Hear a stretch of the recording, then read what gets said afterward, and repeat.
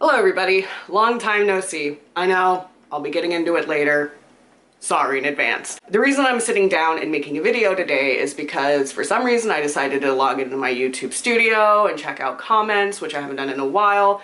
And the first one that popped up was, "Are you still a minimalist?" And that actually really got me to thinking, so thank you to this person who asked the question. I've been kind of stuck in a rut lately. There's a lot of things going on. I don't really want to get into it because it's not the point of this video, but having that question asked really made me self-reflect on my journey in minimalism. It's been like 3 years, something like that, and even though it's been a relatively short amount of time, I've gone through a lot of pretty big changes throughout my journey. So thank you so much for asking that. I think it's very important for people to self-reflect and also to just look at their progress just to see how things have changed, because I'm a person that really lives in the moment. If something's going on, I'm like, okay, well, this is my life now.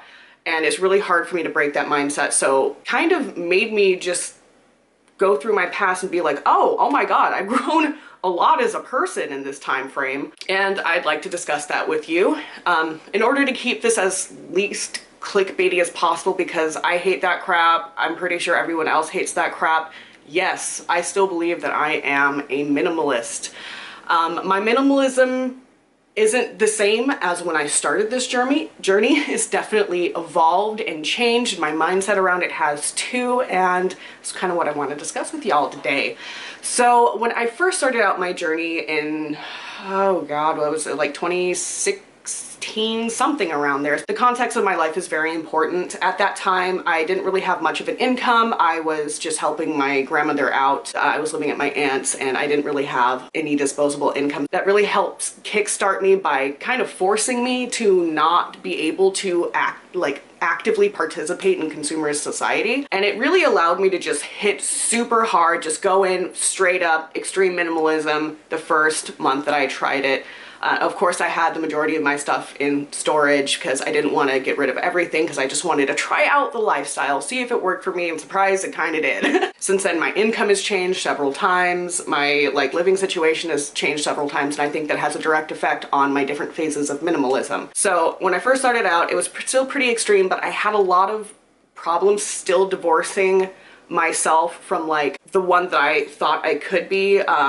Prior to trying minimalism, I was really into cosmetics. I was really into fashion, which is kind of a bizarre concept for me now. I was just super hyper consumerist, and I had sunk so much money into low-end designer shoes and bags and stuff that it took me a very long time to be able to let go of those items. I just felt so guilty about playing into this fantasy self that I had created, because I never wore those things out, basically ever. It was stupid. It was clout chasing. It was dumb. I regret all of it. So now I've been able to divorce myself from that fantasy self, but I have also changed as a person since then. And now my values are different. I know this is super rambly, but let's get back to the timeline. So after I left California, I moved back to Oregon, and I moved into a house with 5 other people. It was very packed. It was very, very cluttered.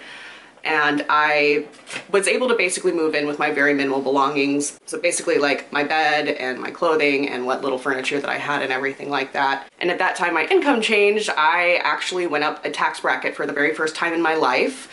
And instead of spending all that money on clothes or shoes or makeup or anything like that, I actually started adopting different habits or hobbies. Some of the habits probably could be reined back a little bit, let's be real, but I don't really regret any of my hobbies. And we're gonna get into the hobbies later.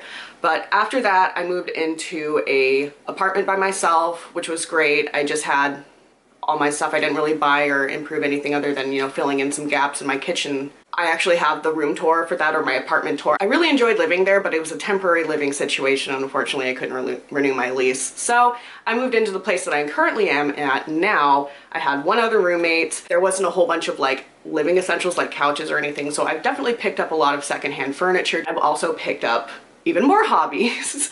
And because of that, the amount of stuff that I own has increased. And really, minimalism is not about numbers. I will tell you that straight off the bat. And the reason that I'm mentioning this is because there's a part of my brain that is obsessed with numbers and assigning value based on numbers.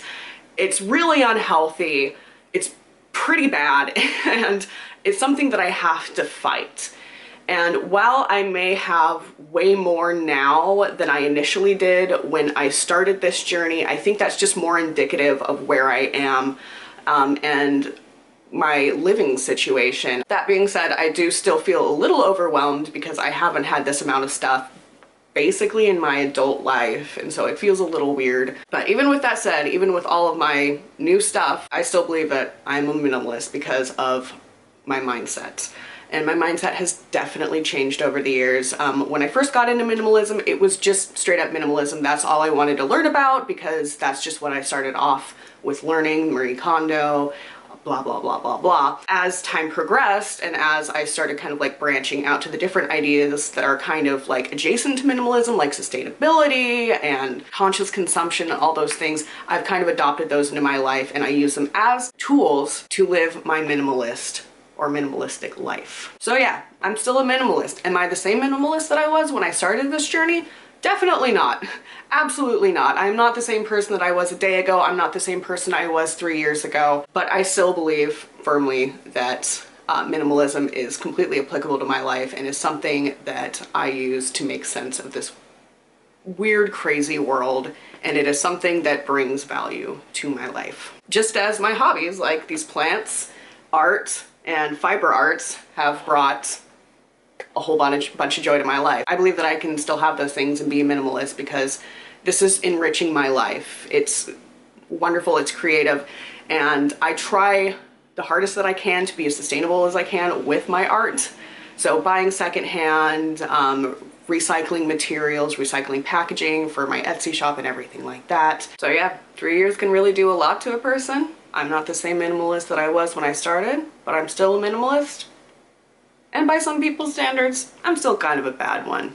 Hence the name. Well, I think that wraps it up. I've rambled long enough. If you've made it all the way to the end, thank you for staying this long. I appreciate you a lot. And keep an eye out for a video coming up where I'll be kind of wrapping up 2019, explaining why I haven't been around very much because of the things that happened in 2019 and what I really want to get out of 2020 by focusing on certain aspects of my life and my hobbies. I'll talk to you guys later. See ya.